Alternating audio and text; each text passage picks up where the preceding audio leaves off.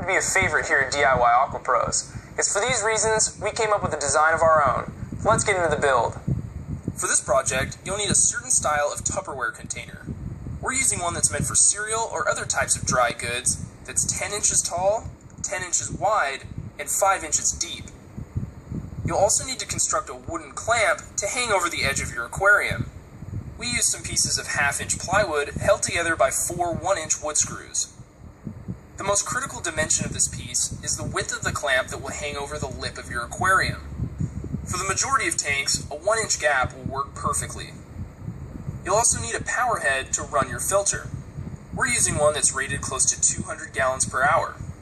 You need some 1/2-inch PVC pipe so you can construct an intake for the filter. We've showed you how to make this piece in a previous video, so we won't go into detail. You need a 1/2-inch cap and a 90-degree street elbow to make this piece complete. You'll also need a short piece of tubing that can fit over the intake of your power head. We'll be using this piece to connect the power head to the intake of our filter. The piece we're using is 5/8 by 7/8 inch vinyl tubing.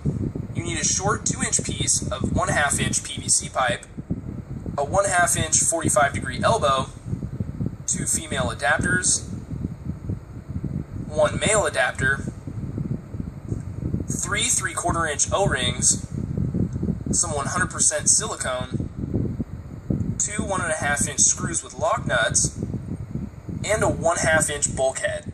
We were able to find this piece, ironically, in the electrical fittings section of our local hardware store. Last, you'll need some biological media and a piece